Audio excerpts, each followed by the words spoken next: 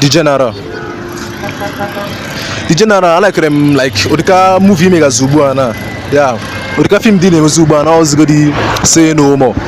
So the General nna chiko na igbale like I like your pattern of movie na apart from ha chi didike ha na kelenta ha na ndozo art gazi ugbu all this love more like kiss like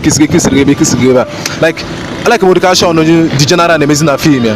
Otra how Odika fight has and how Odika film na like ebe na log like ama onye obula like cha film ebe na log onye obula like in love onye obula like in the all this kind of thing but I like them pattern of General with film production ya.